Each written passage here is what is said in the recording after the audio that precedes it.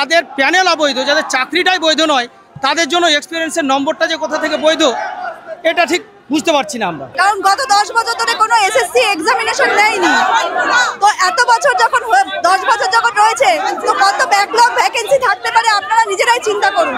এই মুহূর্তে কিন্তু যে মিছিলের ছবি আপনাদের দেখাচ্ছি, যে তারা বলছে যে শূন্য পদ বাড়াতে হবে। আমি কথা বলে নেওয়ার চেষ্টা করব। আজকের মূলত দাবি হচ্ছে আমরা বিকাশ ভবনের উদ্দেশ্যে যাত্রা করছি।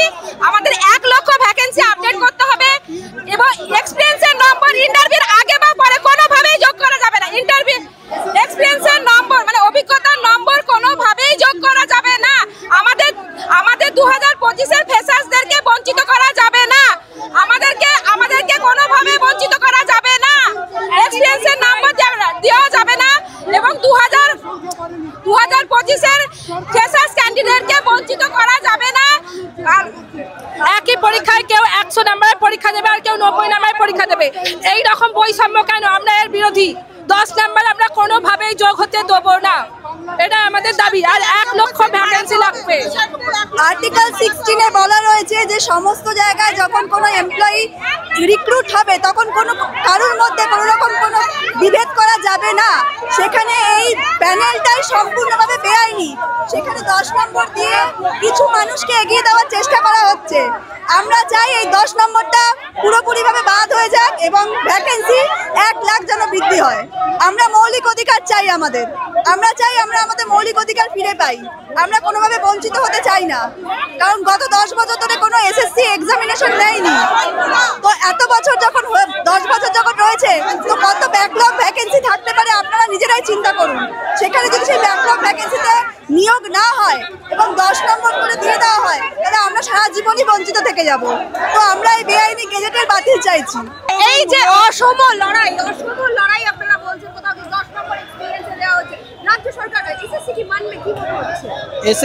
এসএসসি তো সহযোগিতায় এটা করেছে, এসএসসি সহযোগিতায় তো হয়েছে। তাই এখনো পর্যন্ত আপনারা শুনেছেন যে কোথাও এরকমভাবে একই পরীক্ষা যোগ্যতা একই পরীক্ষা দিতে হবে আমাদেরকে, অন্যদের থেকে আমরা 90 মার্কের পরীক্ষা দিয়ে তাদের সঙ্গে কম্পিটিশন করছি। প্লাস আমরা ফ্রেশাররা যদি 45 পাই তাও আমরা ডাক পাবো না, 50 পেলেও ডাক পাবো না, 52 পেলেও ডাক পাওয়ার সংশয় হয়ে যাচ্ছে। আমরা কি করবো? আমাদেরকে তো নিয়ে রাজ্য সরকার টোটালি খেলা করছে এরকম মনে হচ্ছে আমাদের। এসব বিষয়ে আমরা একসঙ্গে আন্দোলন করছি, দেখা যাক কি হয়। যারা এবারে 2016 প্যানেল বাতিল হওয়ার পর পরীক্ষা দিয়েছিল তারা বলছে আমরা বঞ্চিত। এবার যে 10 নম্বর দেওয়া হচ্ছে, আপনারাও বলছেন যে আমরাও কোথাও গিয়ে বঞ্চিত হচ্ছি, কারণ এই যে লড়াই সেটা তো কোথাও গিয়ে অসম হচ্ছে, ইচ্ছে করে একটা কনফ্লিক্ট করে দেওয়া হচ্ছে। আচ্ছা, আপনাদের মাধ্যমে আমি এটাই বলতে চাইছি যে আপনারা যদি দেখেন যে এটা সেকেন্ড এসএলএসটি, ফার্স্ট এসএলএসটি কিন্তু 2016-তে হয়ে গেছে। তারপরে অনেক চড়াই উতরাই, অনেক আইনি লড়াই, শেষমেশ সুপ্রিম কোর্টের আদেশানুসারে সে প্যানেল কিন্তু অবৈধ হয়ে যায়। সুতরাং যাদের প্যানেল অবৈধ, যাদের চাকরিটাই বৈধ নয়, তাদের জন্য এক্সপিরিয়েন্সের নম্বরটা যে কোথা থেকে বৈধ এটা ঠিক বুঝতে পারছি না আমরা। এটা মনে হচ্ছে আমাদের সঙ্গে একটু বিমাতৃসুলভ আচরণ করছে কমিশন। আর সর্বোপরি এটা আর একটা বিষয় আপনাদের মাধ্যমে আমি জানাতে চাইছি যে সুপ্রিম কোর্ট কিন্তু এটা বলেছেন যে একমাত্র যে 2016-র যারা চাকরি প্রার্থী তারা বয়সের ছাড় ছাড়া কোনো রকম ছাড় পাবেন না। সেক্ষেত্রে কিন্তু কমিশন তাদেরকে কিন্তু 10 নম্বর দেওয়ার কিন্তু একটা পরিকল্পনা তারা কিন্তু নিয়েছে। আমরা এটা কোনো মতেই মানতে পারবো না। আমরা এটা কোনো মতে শুধু এটা নয়, আরও যে সিটটা হয়েছে তাতে ফ্রেশারদের কিঞ্চিত মাত্র আশা আমরা দেখতে পাচ্ছি না। আমরা যে হয়তো স্কোর অনেকেই ভালো করেছে বা করেছি, সেক্ষেত্রেও আমাদের কিন্তু সারা রাত দিন রাত কিন্তু সংশয় বা টেনশনে আমাদের দিন যাচ্ছে যে আমরা। আর এ রাজ্যের পরিস্থিতি তো আপনারা বুঝতেই পারছেন, বা আপনাদের মাধ্যমে আমি বলতে চাইছি যে দীর্ঘ 10 বছর পরীক্ষা নেই, এটা ওটার বাহানা করে আজ তো ওবিসি সমস্যা, কাল তো কোর্টের এসএসসি সমস্যা, এই করে বাহানা করে করে কিন্তু 10 বছর পার হয়ে গেছে।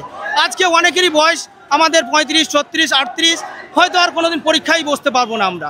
সুতরাং রাজপথে বসে আমার মনে হয় কমিশন, শিক্ষামন্ত্রী এবং আমাদের মাননীয় মুখ্যমন্ত্রী মমতা বন্দ্যোপাধ্যায়কে রাজধর্ম পালন করা উচিত। আমাদের আর্টিকেল 16 কনস্টিটিউশনের যে ধারা, সেখানে সাম্যের অধিকারের কথা বলা হয়েছে যে একই প্রশ্নপত্র একই টাইমে আমরা পরীক্ষা দেব। আর কারো জন্য হবে 80 নম্বরের কাট আপ, কারোর ক্ষেত্রে হবে 70 মার্কের কাট আপ। এটা কিন্তু আমাদের জন্য একটা চরম অন্যায় আমাদের কাছে। তাছাড়া আমাদের দাবি আছে আর আজকে আমরা মূলত এসছি 5টি দাবি নিয়ে, যে আমাদের শূন্যপদ বৃদ্ধি করতে হবে, নচেত আমাদের সামনে চরম অন্ধকার। মানে আমাদের ডানে ধস, কবি শঙ্খ ঘোষের লেখা কবিতার কথা মনে পড়ে গেল আমার, আরও বেঁধে বেঁধে থাকি, যে আমাদের ডানে ধস বাঁয়ে গিরিখাত, মাথায় বোমারু পায়ে পায়ে হিমানির বাঁধ, আমাদের ঘর গেছে উড়ে, আমাদের পথ নেই আর, তাই আরও বেঁধে বেঁধে থাকি। সুতরাং আমরা এই যে একত্রিত হয়েছি, একদম একদম, মানে যেটা আমরা ছবিটা দেখাচ্ছি যে 1 লক্ষ শূন্য পদের দাবি করছেন তারা, এবং আজকে বিকাশ ভবনের দিকে এগিয়ে যাচ্ছে। এই যে অসম লড়াই, তার বিরুদ্ধে প্রতিবাদ আজকে।